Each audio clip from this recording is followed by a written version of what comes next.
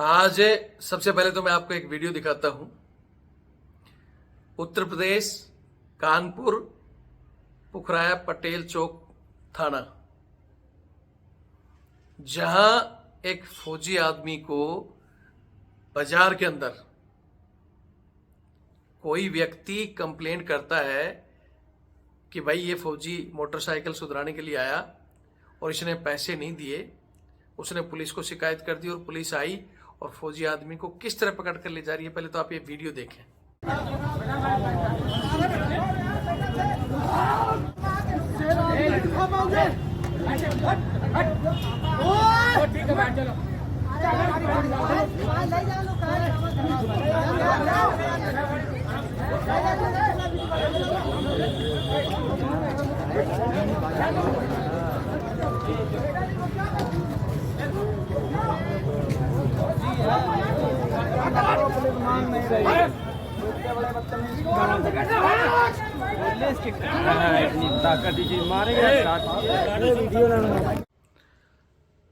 सबसे पहले आपने ये वीडियो देख लिया होगा। एक फौजी जो कि अभी छुट्टी आया हुआ है, मूवमेंट ऑर्डर के साथ लीव कंपोस्टिंग वो आया हुआ है, दूसरी यूनिट में उसको जाना है और यहां एक बाइक सुधारने के लिए बाजार में गया था। वहां दुकानदार से बहस होती है, वो पुलिस को कॉल कर देता है और पुलिस दन दना कर आती है और उसको पता चलता है वह फौजी है। तो फौजी के ऊपर कितनी धाराओं में तो मुकदमा दर्ज हुआ है। एफआईआर की कॉपी मेरे पास आई हुई है, मैं आपको आगे पूरी पढ़कर बताता हूं। और किस तरह एक फौजी को फौजी बताने के बावजूद उसके कपड़े फट चुके हैं, लेकिन फिर भी पुलिस उसको जबरदस्ती डाल कर ले जाती है। मैंने वहां के इंचार्ज से बात की तो बोलता है कि मेरे को मत सिखाओ, मैं किसी से बात नहीं करूंगा, यहां आकर बात करो मेरे से। मेरे को भी ये बोलता है। उसके बाद में उनके भाई ने उनके यूनिट के सीईओ साहब को, अर्जुन साहब को बताया। उन्होंने भी हो सकता है इससे बात करने की कोशिश की हो, लेकिन इसने किसी की नहीं सुनी।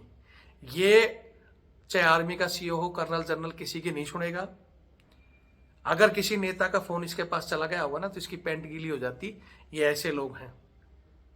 फौजी के ऊपर इन्होंने पता है क्या आरोप लगाया है कि फौजी आदमी ने, दुकानदार ने इनको बताया कि साहब इसने बाइक ठीक कराई और बोला मैं फौजी हूं, पैसे नहीं दूंगा, और हमारे साथ मारपीट शुरू कर दी। क्या आज तक किसी ने इस तरह का कोई केस देखा कि फौजी आदमी ने किसी से काम कराया हो या किसी का खाया और पैसे न दे? बल्कि ऐसे हजारों केस बता देंगे इन पुलिस वालों के कि ये खा पी कर बोलेंगे कि हम पुलिस में हैं और नहीं देंगे, और देते भी नहीं है। और रेडी रिक्शा से 10-10 रुपए में इनकी जो कहानी आती है, किसी से 100 रुपया 10 रुपए छुपा नहीं है किसी से।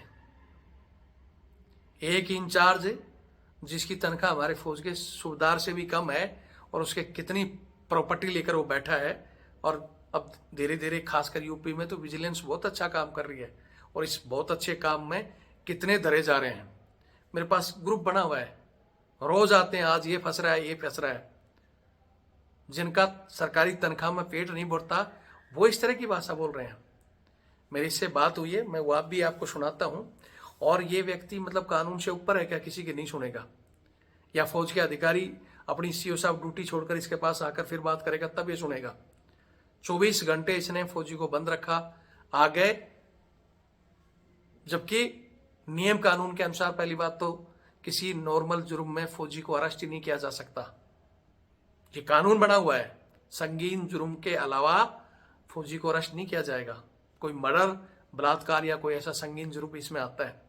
लेकिन इसने मारपीट के केस में फौजी को बंद भी कर दिया और फौजी पर इतनी धारा लगा दी कि शायद ये सोच रहा है कि फौजी की नौकरी भी जाए और ये जेल से कभी छूटे ना। बल्कि ये चाहता तो वहां इनका झगड़ा निपटा कर वापिस आ सकता है। और बहुत से ऐसे पुलिस अधिकारी हैं, पुलिस के जवान भी हैं, जिनको पता चले यार फौजी आदमी है, मामूली सा इनका विवाद हुआ तो वो वहां उसको सुलझाकर छोड़ भी देते हैं। मैंने बहुत से लोगों को खुद कॉल करके कि भाई कोई बात नहीं यार, हो गया होगा छोटा मोटा बात। लेकिन ये तो बस फौजी देखा और पकड़ो और अंदर कर दो। योगी जी, आप बहुत अच्छा काम कर रहे हैं और हम चाहते हैं कि हो सकता है भगवान करे आप प्रधानमंत्री बनो, लेकिन ये पुलिस आपकी जो छवि गिरा रही है, ये फौजियों से जो दुश्मनी निकाल रही है, इसका कारण ये है कि इन लोगों पर कभी कार्रवाई नहीं होती। ये फौजी के साथ आप ही का एक दरोगा एक कर्नल को थप्पड़ मार के भाग गया, क्या किया आपने? बस सस्पेंड का ड्रामा, और वो फिर आराम से कुछ दिन बाद किसी थाने में चला जाता है। इसलिए इनके हौसले बुलंद हो रखे हैं इस तरह की घटना को अंजाम देने, जबकि नियम कहता है कि फौजी को अरेस्ट करते सीएमपी को या उसके यूनिट को इन्फॉर्म करो। लेकिन मैंने पूछा किया आपने? बोला मेरे को मत सिखाओ, मैं अपने हिसाब से करूंगा। मतलब अपने हिसाब से भी कुछ चीजें होती है क्या? क्या पुलिस में कोई इनको अधिकार दिया हुआ है अपने हिसाब से काम करने का? जबकि दूसरा एक और मेरे पुलिस वाले से बात हुई तो बोल रहा था कि सर हम करेंगे, और फौजी ने अभी बताया नहीं है। लेकिन मैंने फौजी से उससे बात भी की कि भैया क्या हुआ? बोले सर मेरे को ऐसे ऐसे घसीट के लाए, और जो पेमेंट वाली कहानी थी, मैं पेमेंट कर रहा था, ऑनलाइन पेमेंट नहीं हुआ। ऑनलाइन पेमेंट कर रहा था, ऑनलाइन नहीं हुआ। तो मैंने दुकानदार से कहा कि भाई ये क्या बोलते हैं अपना, मैं आपको घर से पैसे ला के दे दूंगा। लेकिन उसने मेरी चाबी निकाल ली और गाली गलौज शुरू कर दी, और 2 बंदे और बुलाकर मेरे साथ मारपीट किया। वो पुलिस नहीं सुन रही है, फौजी का सर फटा हुआ है, पुलिस नहीं सुन रही है। बस उस दुकानदार की सुनकर कई धाराओं में फौजी पर मुकदमा डाल दिया। तो आगे इस घटना को बताने से पहले मैं एक चीज तो हमारे फौजी भाइयों को कहना चाहता हूं कि आप बॉर्डर पर अपनी जान दे दोगे तो लोग आपके जिंदाबाद के नारे लगाएंगे, और वो भी एक दिन बस शहीद जिंदाबाद, फौजी जिंदाबाद। लेकिन उसके बाद इतने लोग हैं लेकिन किसी ने फौजी को नहीं छुटाया। अरे कम से कम उसको शर्ट तो पहना देना चाहिए था, लेकिन कोई नहीं, बस एक दिन जिंदाबाद करे और सब भूल जाते हैं। दूसरे लोगों के तो छोड़ो, हमारे खुद की जो कमेटियां बनी हुई हैं, हमारे संगठन बने हुए हैं, उनका काम नहीं है कि आपके आसपास का कोई बंदा गिरफ्तार हुआ है या उसके साथ इस तरह की घटना हुई है, वीडियो यहाँ हमारे पास यहाँ तक पहुंच गया, दिल्ली तक, राजस्थान तक हमारे पास आ जाता है, आपके पास नहीं आया। लेकिन बस वो कमेटियों में या जितने भी संगठन है वो आजकल पूरा पे कमीशन पर जोर देकर बैठे हैं, जैसे वो पे कमीशन के आयोग में वही लोग बैठे हों। कोई आपकी आवाज नहीं उठाता। उसका कारण आप भी है, क्योंकि इन घटनाओं को हमें क्या लेना है, ना तो इन चीजों को शेयर करते हो, ना ही हम कहते हैं कि भाई एक टीम से जुड़ो ताकि ईंट का जवाब पत्थर से दिया जाए, उससे कोई मतलब नहीं है। लेकिन जब कोई घटना घट जाती है तो रविंदर सर बस आप करो। एक चीज यहाँ कहना चाहता हूं कि हम चाहते हैं कि हमारी ऐसी टीमें हों। भैया पे कमीशन, डीए, जो लोग बैठे हैं जिन्होंने बनाना है बनकर आ जाएगा और सारी चीजें आपको मिल जाएगी। ये रोज रोज की अगर वही खबरें देख रहे हो, आपको उन्हीं से मतलब हो, तो हमारे से मत जुड़ो। हमारे से वो लोग जुड़ो जिसको अपनी इज्जत, जिनकी रिस्पेक्ट प्यारी हो। पैसे से प्यार करोगे तो भैया फिर मार खाकर बताओ मत किसी को फौजी है। एक चीज मैं आज फिर कहना चाहता हूं आगे की वीडियो की घटना बताने से पहले, कि हमारा वो चैनल था वो भी बंद कर दिया गया। हालांकि उसका केस सुप्रीम कोर्ट में है और 14 नवंबर की उसकी तारीख है, लेकिन हिंदुस्तान का कोर्ट उसकी हमारी सुनेगा या उसकी अगली तारीख देगा, कोई पता नहीं। क्यों? क्योंकि हमारे पास ना ही तो अच्छा बजट है, ना ही बढ़िया वकील खड़े करने के लिए पैसे हैं। वैसा आप लोग हर चीज में रविंदर सर ये करो वो करो, लेकिन आज हिंदुस्तान में सारा जो संगठित है या तो उनको न्याय मिलता है या जिसके पास पैसा है उसको न्याय मिलता है। आप चाहते हो कि आपके लिए आवाज उठाने वाला एकमात्र वो चैनल था वो बंद कर दिया गया। अब मैंने ये दूसरा खोला है, आप उससे भी नहीं जुड़ सकते। जहां 10 लाख हमें फॉलो करते थे, यहाँ 1 लाख भी नहीं जुड़े हुए। 6 महीने में हम कह रहे हैं चैनल से जुड़ो, चैनल से जुड़ो, हम आपके साथ हैं, हम आपके साथ हैं, लेकिन फिर जुड़ क्यों नहीं रहे? और जुड़े हो तो फिर लोगों की संख्या क्यों नहीं बढ़ा रहे हो? आपके ऊपर कोई डर है, आपको लग रहा है कि भाई कुछ नहीं हो सकता, तो भैया दूर रहो। और आपको लगता है कि हम आपके साथ हैं, तो फिर तन मन धन से साथ आओ, ताकि वो हमारा चैनल भी खुले और इस चैनल की संख्या भी हम बढ़ा सकें। आपको डर है कुछ नहीं कर सकते, तो भैया सहयोग करो। हम टाटा बिरला नहीं है, दिल हमारा भगत सिंह की तरह है, सुभाष चंद्र बोस की तरह क्रांति पैदा कर सकते हैं, लेकिन टाटा बिरला नहीं है। सहयोग करोगे तो हम सारी चीजें ठीक कर सकते हैं। कोई ऐसी टीम जो आपका सहयोग करे और ऐसी घटनाओं पर संज्ञान ले, लेकिन उसके लिए सर आप ही करो। अब रविंदर सर अकेला क्या करेगा? मैं फिर कह रहा हूं, एक संगठित टीम या उस चैनल को दोबारा लाने के लिए अगर आपको लगता है रविंदर सर का सहयोग करना चाहिए, उनका साथ देना चाहिए, तो मेरा नंबर है 8290354513 8290354513। ये मेरा फोन पे और पेटीएम से जुड़ा हुआ है और ये मेरा बार कोड। आप थोड़ा थोड़ा सहयोग करोगे तो हम बहुत कुछ कर सकते हैं, लेकिन सहयोग का नाम सुनते ही वीडियो यहाँ से छोड़ देना।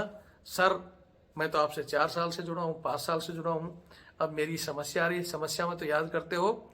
और वैसे कि भाई महीने में मैं 100 या 500 रुपए भी रविंद्र सर को दूं ताकि वो चैनल को बढ़ाएं, ऐसी टीम बनाएं ताकि वो लड़ सके।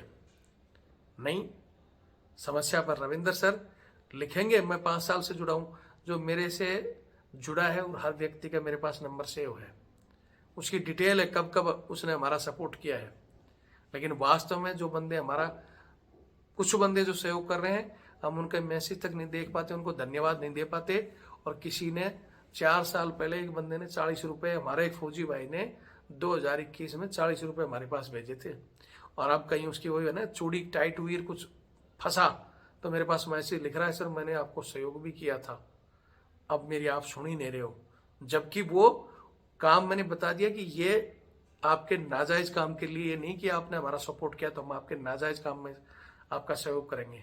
हम आपको रास्ता दिखा सकते हैं, और आपके साथ गलत हो रहा है तो हम आपका साथ दे सकते हैं।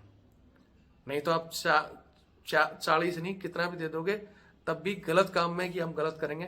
मैं फिर कह रहा हूं कि हम चाहते हैं कि हमारी कुछ चीजें हैं बड़े लेवल में, चाहे वो सेना में सहायक प्रथा का हो या बाहर इस तरह की घटना हो, उस फौजी आदमी को अपना हक मिले, उस वर्दी को अपना सम्मान मिले, इसके लिए हम लड़ रहे हैं। नहीं तो मैं भी बाकी चैनलों की तरह फिर रोज आपका डीए बढ़ने का, फलाना करने का, इस तरह के वीडियो डाल दूंगा और आराम से सो जाऊंगा। चैनल मेरा बहुत बड़ा था और बहुत पैसे चैनल से उसमें आराम से आ सकते थे। बहुत से ऐड के लिए आते हैं, हमने आज तक ना किसी का ऐड लिया है, ना किसी का झूठा सपोर्ट लिया है, ना ही किसी का चुनाव प्रचार किया है। हम अपनी लड़ाई लड़ते हैं, वो काम के ही वीडियो डालते हैं। अगर आपको सही लगता है तो चैनल से जुड़ो, सहयोग करो, ताकि हम मजबूत टीम बनाकर इन चीज़ों के लिए लड़ सके। और नहीं तो सोए रहो, जिस दिन आपका नंबर आएगा फिर हमारे को बोलोगे सर मैं जुड़ा हूँ, तो जुड़े व्यक्ति के जिस तरह हमारे से जुड़ा है उसी तरह हम उसका सहयोग करते हैं। और जो जय हिंद सर, हम आपके साथ हैं। हमने 2021 में भेजा था, 21 में भी जब भेजा था, जब आपका कोई काम था, जब किसी अधिकारी को फोन कराना था या पंगा लेना था, उस समय आपने, आपका काम होने के बाद आपने 40 रुपए भेज के बहुत बड़ा धन्यवाद दिया था। तो उसके लिए आपको मैं फिर धन्यवाद देना चाहता हूँ। और हम भी सिर्फ धन्यवाद ही दे सकते हैं। लेकिन जो कंटिन्यू जुड़े हैं और कहीं उनके ऊपर कोई मुसीबत आएगी तो रविंद्र फौजी उनके लिए भगत सिंह की तरह फांसी टंगने के लिए भी तैयार है। ठीक है, बाकी आपकी मर्जी है, कुछ नहीं कर सकते तो वीडियो देखकर शेयर करना ताकि कोई दूसरा भाई हमारी मदद करे। जय हिंद, जय भारत, वंदे मातरम। इस घटना की जो भी आगे अपडेट आएगी, क्योंकि मेरे यहाँ भी मैं किसी शादी में बिजी था, ये कल की घटना है, और कल मेरे यहाँ शादी थी, आज भी मैं बिजी था। उसके बाद मेरे पास उनकी अपडेट भी नहीं आई कि आगे वो कुछ कर रहे हैं या नहीं कर रहे हैं। अगर वो बताएंगे और उनको कुछ हमारी तरफ से और सहयोग चाहिएगा या और चीज़ें हाईलाइट करनी होंगी तो हम करेंगे। और ऐसे पुलिस वालों के खिलाफ भी हम उनके सीएम साहब से, उनके अधिकारियों तक शिकायत करेंगे कि आपने बैठा रखा है, जबकि नियम कानून नंबर सब दिए हुए हैं, उसमें उसकी घटना का विवरण उसको बताना चाहिए और इन्फॉर्म भी करना चाहिए उनके बटालियन को और उनके सीओ को। और अगर उसका संगीन जुर्म नहीं है तो उसको सीएमपी को हैंडओवर करना चाहिए। वो कानून को फॉलो नहीं कर रहा है, ऐसे व्यक्ति के खिलाफ हम कार्रवाई करने की कोशिश करेंगे, लेकिन जब होगी कोशिश जब हम मजबूत होंगे। बाकी वीडियो देखें और शेयर करें। जय हिंद, जय भारत, वंदे मातरम।